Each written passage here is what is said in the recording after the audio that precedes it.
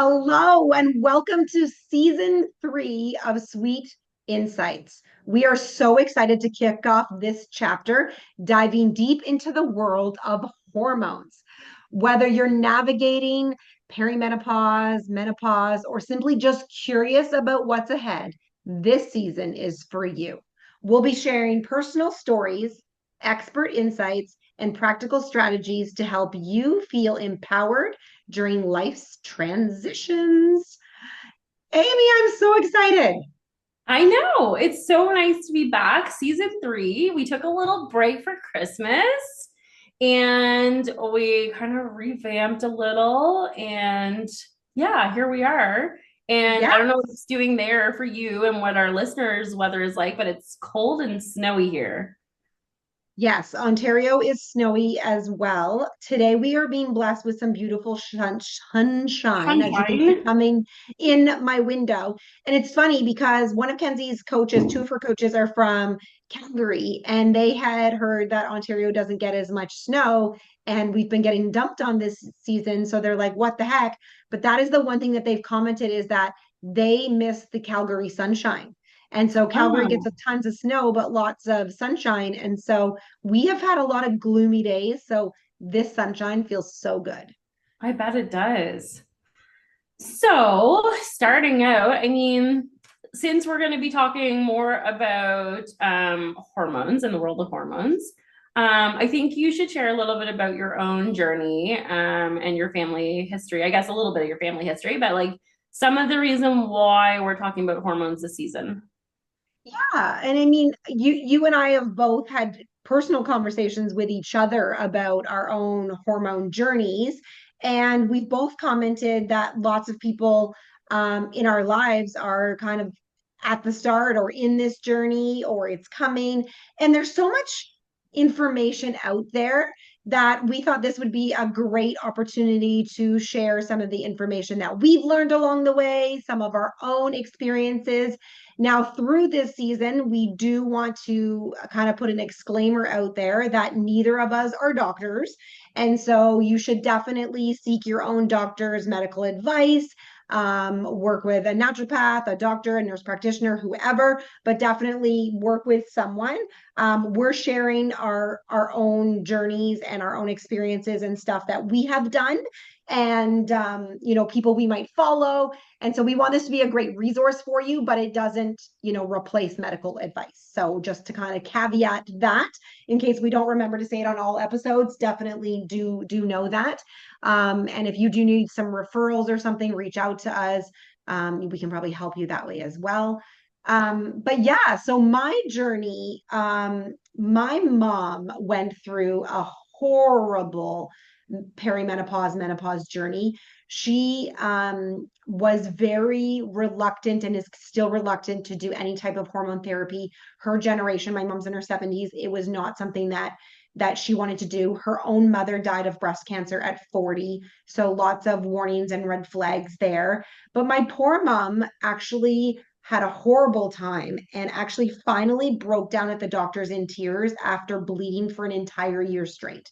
Like she had sores from pads, like awful. And then they eventually gave her a hysterectomy, but really had to go through a lot before anyone really took her seriously. And even telling the doctor that she was bleeding all the time, not until she broke down crying did they go, oh, like we should do something for you. And I always kind of look back and wonder, like, were there other options if she had cried earlier, or and it's really unfortunate that it got to the event, like why did she have to cry in the doctor's office before they did something? And we really seem to have to advocate really strongly for ourselves. So I truly believe that the more information you have, the more you're equipped with, so that you can push for your own care and get to the answers that you need. And your own journey, I think, is very much that way too, that doing your own research, getting that information. So for Absolutely. me, um I am going through perimenopause fairly early compared to most people. I mean, they are saying that menopause happens for most women in their 50s now. I am turning 44 this year, this month actually. And I have been suffering from massive changes in my hormones, massive night sweats. I can literally clock it 10 days before my period. I am sopping wet in the middle of my sleep. Like I sleep in a nightgown. Again, I'm an oversharer. I used to sleep naked and now I can't because I need to absorb the water because it's that extreme.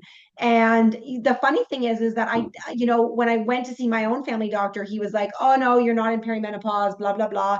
And I was like, well, obviously something is wrong with my hormones because a similar thing happened to me when I was pregnant. Like I had wicked night sweats when I was pregnant. And so obviously something changed in my hormones and something is changing again in my hormones when I'm dripping in a pool of sweat. Like that's not normal sleeping at 40. So that's kind of how I really started to dive in and notice brain fog. Like as I started to research some of the symptoms, like my ability, like I was like, should I get tested for like brain issues because I would start a sentence and not remember the end of the sentence. I can't find things.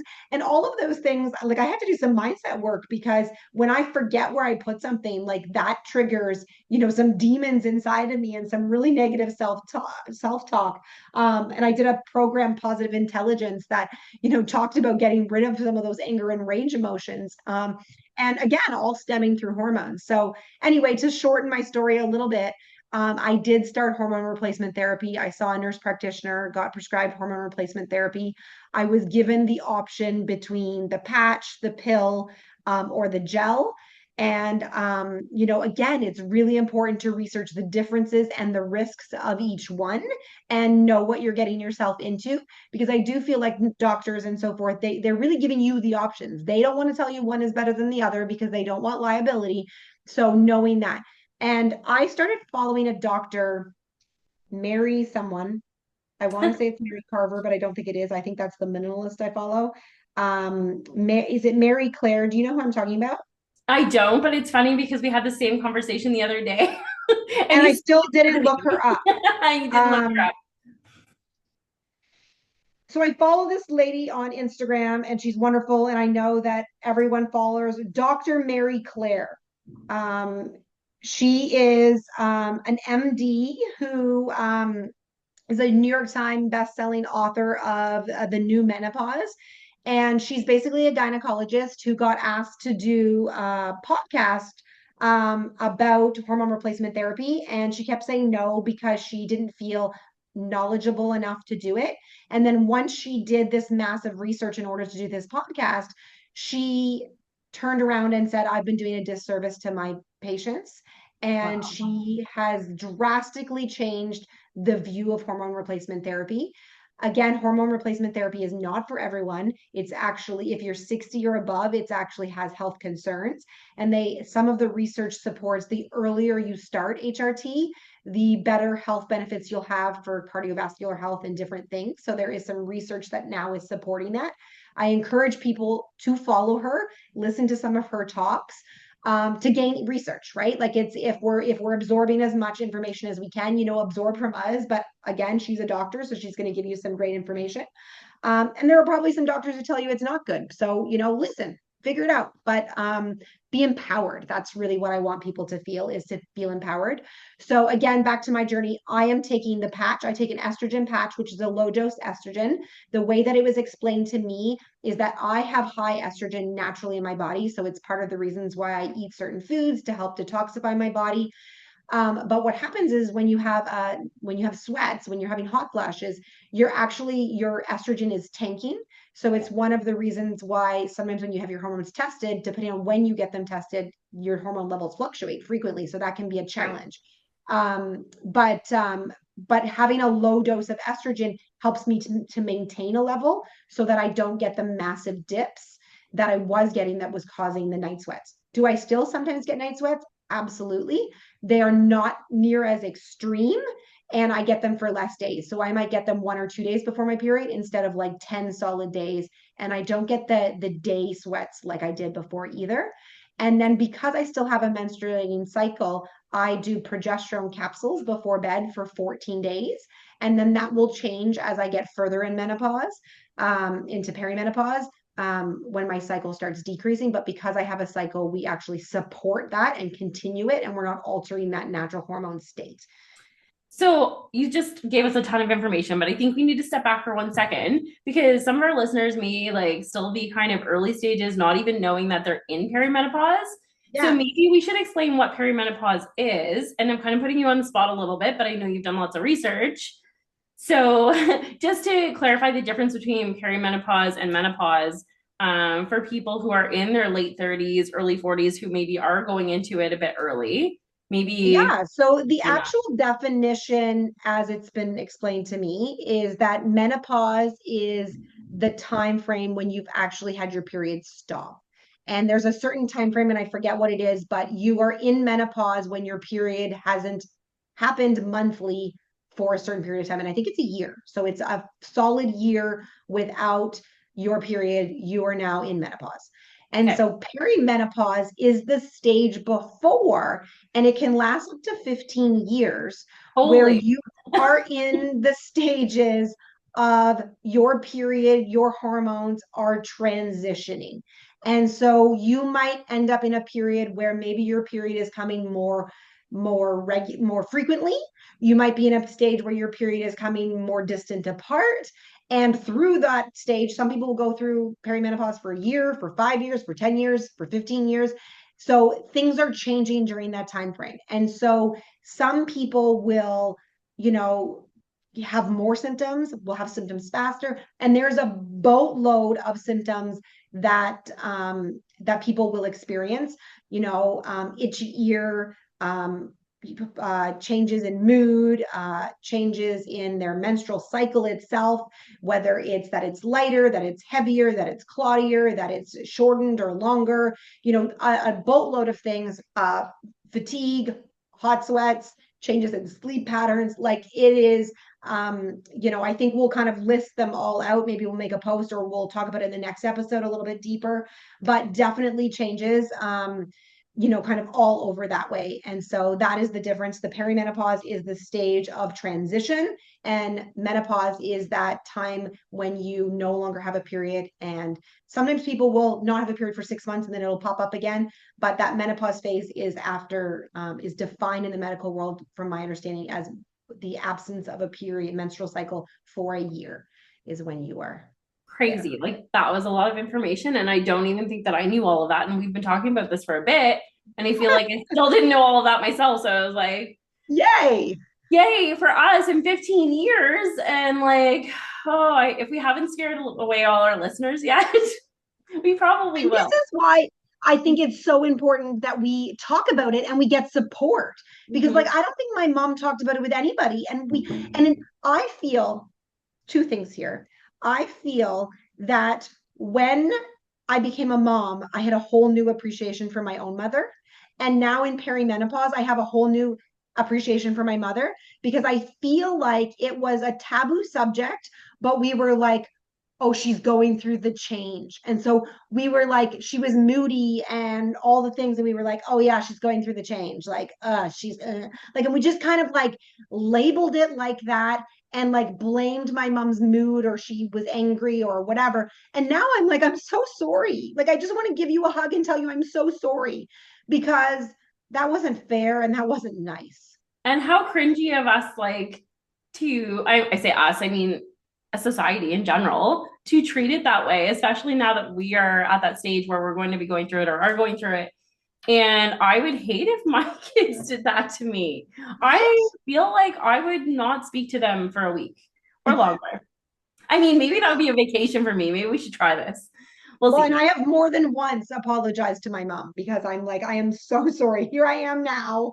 And weight gain. That's the weight gain. Like, Yes. holy Hannah, weight gain. I coach weight loss for one of the naturopaths I work for. And my own weight gain journey, my cortisol changes, holy man. And one of the nicest things my mom said to me, now that she's in her 70s and weight loss is easy, she's like, honey, when you go through this phase, don't be so hard on yourself. So like, don't let yourself go and like excessively gain weight. She's like, but you are going to gain weight. You are going to be heavier. You're going to feel differently in your body, and know that this is part of it. It's not that you like suddenly did something wrong. It's that everything in your body is changing and it's affecting everything. Oh, and we're going to dive deeper into that in our episodes coming up in this season because there is so much to talk about. And again, like you said, everybody goes through this differently. We kind of want to break the stigma that you can't talk about it. And so we're going to talk all about it. And we're going to tell our stories. We're going to just talk about other facts and things and hopefully give you some ways to help your journey through it, but also hopefully help you laugh about it as well and like realize that this is normal. Everyone goes through it, as not normal as it is. Like, I mean, it's not normal to gain weight. Like we all realize this, but now that we know we're in this stage of life, unfortunately, it is normal. And so we will definitely be chatting more about that. Yes, and the one thing that I didn't say that I think is really important, like I shared my journey with starting HRT, and I want to say I started 8 months ago. But that isn't the sole answer, right? Like, and so it's not the answer for many people. Some people can't be on HRT, some people can, some people don't want to. Totally fair, but it's not the only thing, right? We need to look at our mindset. We need to look at stress management. We need to look at, our nutrition, our supplementation. Like it's not a you take HRT and everything's better. It is let's look at all of these components because they're all going to contribute. And, HRT is a component, it's a tool that will work for some and not for others. And some will choose and some won't. But there is also the rest of that holistic approach with the food, the supplements, stress management, all of that. And so, with that, Amy, I want you to, because I could talk about myself and everything I know about forever. And Right. we know that I like to overtake the conversation. So I want to hear your story and I want to hear about like where you're at in our whole hormone journey. Okay. So I have a totally different approach to where I'm at right now. I wouldn't say I'm in perimenopause, but then at times I feel like I am. I know, like sometimes Yeah. you feel like you're going crazy and you're like, this has to be perimenopause because there can't be any other reason for going crazy in life. But I would say that I started with issues, obviously, as long as I've known you. So, like, probably back, I'd say we'd be looking at 7 years or so right now that I've been dealing with myself and everything that I'm going through, life journeys in general. But basically, one of the things that happened where my journey started is I had gone through a stressful situation. My job is very stressful. It's very high risk, high reward, but like stressful. I had gained 20 pounds in a month, and I But so just for those who don't already know you, you are a real estate agent. yes, So that is the stressful job, just so they can put it into context. yeah. So real estate agent, I do own my own business on the side as well. I have two kids, two dogs, partner, like life, right? Mhm. But I had gained 20 pounds out of nowhere and I was working out semi regularly. It would have been like pre-COVID kind of era, like going into that a bit, I think. And so basically, I was like freaking out because I was like, I'm not pregnant. I don't know what's going on. Like, why is this happening? And so I started going down the road with my doctors of what could be happening. They checked my thyroid. They did the blood work, did all the normal things that doctors should do. In my opinion, I'm not a doctor, but I feel they should do that for you when you don't know what's going on. When you Yeah. have significant changes, whether it's increased weight, decreased weight, like unless you're specifically doing something to know why that's happening, you should probably get checked out. At least poke around and figure out what's going on. But I had been having consistent, what I thought were yeast infections, and they weren't being cured. Like I would go to the doctor and she's like, well, I'll just give you a prescription. You can take this whenever you need. Like, so you go get the pill or the capsules or whatever you need anyway. And it was For terrible. anyone who's never had a yeast infection, they are horrible. Absolutely Horrible. horrendous. Like, Oh, yeah, there's no coming back. Like they're one of the worst things that you can get. And so when they're compounded and continuous, I was like, there is something wrong. This is not normal. I stopped eating. Like I was going so far as just change my diet. So I was taking out anything that had sugars in it, anything. And then I was looking at like vinegars, alcohols, anything that could cause candida.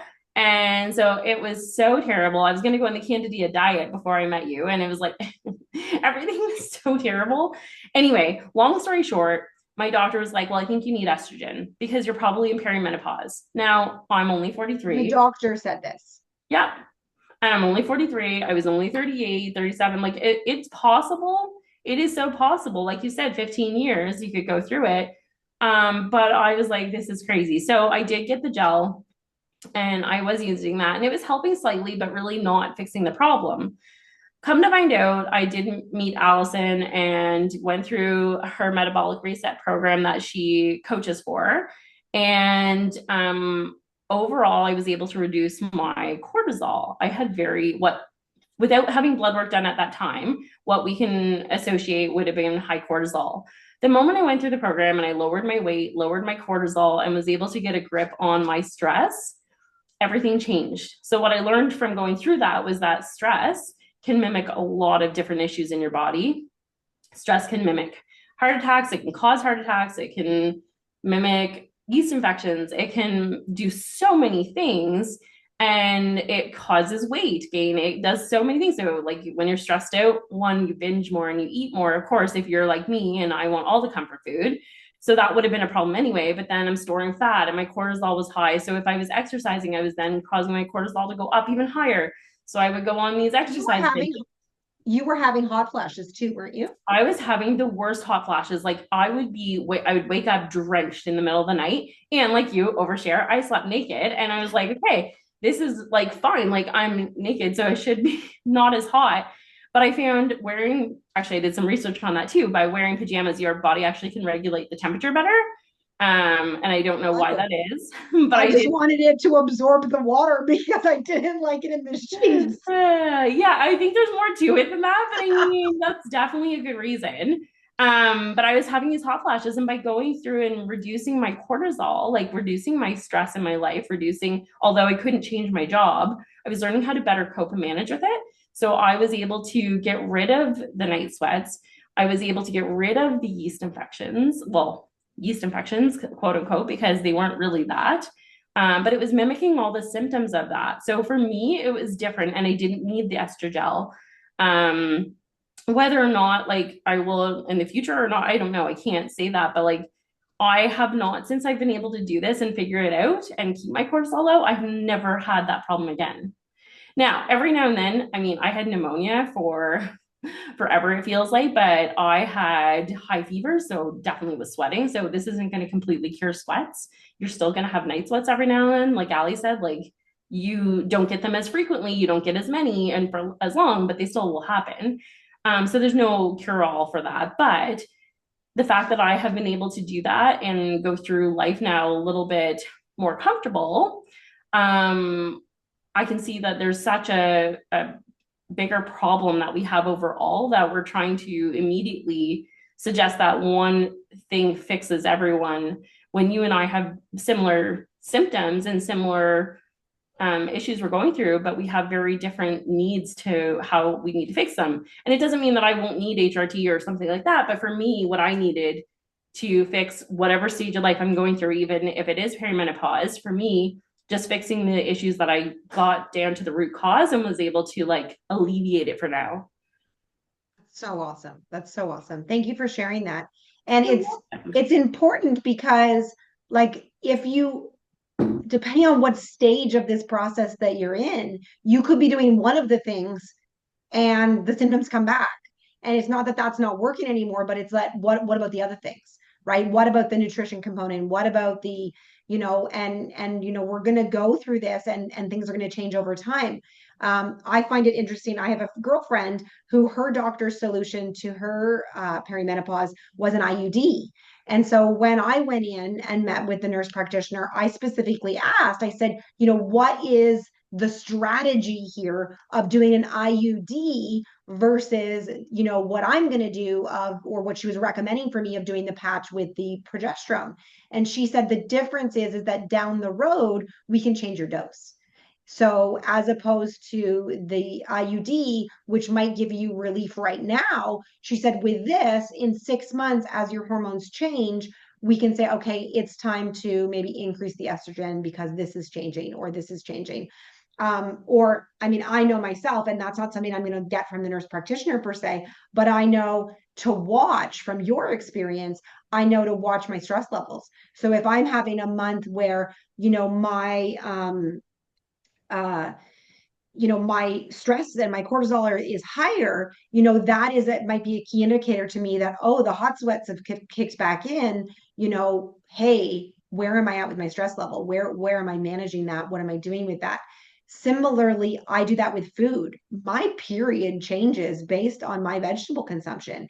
And as you know, through doing the metabolic reset program, there are certain vegetables that are going to detoxify your hormones. There are certain things. And so I can tell you when my period shows up, I can tell you, oh, poop, Allie didn't do very good on her vegetables this month. But I use that as a tool because then I'm like, I'm going to up my vegetable game. Right. And that knowledge even helps my almost 11-year-old daughter because I am trying to get her. She's not a great eater, but I am promoting certain vegetables because her hormones are going to be through the roof soon when she starts getting a cycle. And tons of my friends talk about how their daughters the year before they started menstruating weren't fun, and I'm not looking forward to that. So They're not. I'm They're not. loading those things in there. So this is where like all of this knowledge is so transversal and that's not even the right Transferable. word. You know what I'm trying? Yes, thank you. Yeah. Transferable. And that's what makes me so excited about this season. Absolutely. And some of the things that you had touched on too, like the brain fog and speaking of brain fog, I feel like I'm having a moment here. But like we talked about these things and my journey wasn't just like as simple as what it just sounded like. I went through having an IUD to taking my IUD out to going on the pill to having nothing to going back to IUD. Because same reasons, exact same reasons. Like the doctors are like, well, how do we know it's your hormones until we play around with them, basically? And ended up back on an IUD. And again, I feel pretty balanced, whether my family thinks I am or not. I feel pretty balanced right now. But either way, like same thing, the brain fog, like that was probably one of the first things that hit me, along with the weight gain. The brain fog that hit me was so unbearable. Like I had my mom out there buying me omega 3s. I had her buying this and this and that. And I was like, hey, if you're going to Costco, get me the huge Costco size because I obviously need this. And I couldn't figure it out. And going through the whole journey I've gone through, there are days where I have brain fog and I panic a little because I'm like, oh no, I don't want this to happen again. But the good news is because I've gone through the journey and I've educated myself, in which we are trying to help you guys do. I know that sometimes brain fog is because I have lack of iodine in my system. So as we go through this journey, sometimes you need more vitamins and things like that, and or table salt. We just need all a little table salt and tequila, maybe. Yes. No, no. But all joking aside, like things like that, like sometimes it's I know I'm very sleepy. Sometimes I know I didn't get enough sleep. So all these things are important, and we've always been told get enough sleep, but as an adult, we just don't. And there's times where, like you said, if you know your period's coming, you need more broccoli. Like I do the same. Like I load my daughter up on broccoli. I load myself up on broccoli. And so there are lots of tips and tricks, and hopefully we can uncover a lot of those this season. Awesome. So, preview of stuff to come.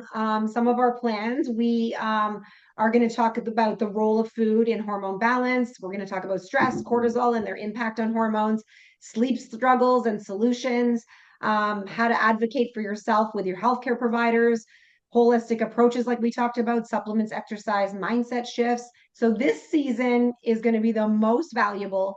So we encourage you all to not just listen to our episodes this season, but share them with your friends. Because I guarantee you, if you're having these thoughts, your friends are having these thoughts, we're all very curious. And so help us send this message to other women. Let's be women who support other women. And we're going to do another thing that because we talk and we babble and we do all these things so much that I want to close off with what we're going to call, because we are sweet insights, I want to close off with some sweet takeaways. And so Amy, will you tell us the sweet takeaways for the day? Absolutely. So, our sweet takeaways for today, one is hormonal health is deeply personal. We all go through something slightly different with it. Maybe you go through greatly different, but it requires a holistic approach. And again, everything we said on the program, we just want to make sure, like, if you are having concerns or you are having questions, reach out to your doctor, nurse practitioner, naturopath, whoever you deal with, because we're just bringing awareness to it, but they're the ones who are really going to probably walk you through the journey. Accurate testing and understanding your body are definitely crucial because, again, maybe you're having brain fog and you had no idea that you could even be having symptoms of perimenopause or menopause or wherever you are in life. But maybe it's not just that you're having a forgetful day and you stuck your wallet in the freezer. I don't know. Maybe it is, but I mean, maybe that's just your 3-year-old running around and making you feel crazy. But either way, season 3, we're going to provide practical tools, expert insights, and real life stories that we are experiencing, our friends are experiencing. I don't know if we're going to have any guest speakers, but we would love that. And we hope to be here and help you and keep giving you sweet takeaways. Awesome. So, if you enjoyed this episode, be sure to subscribe, share with your friends. We are available on all podcasting platforms, as well as a video episodes are available on YouTube. Thanks for joining. Thanks.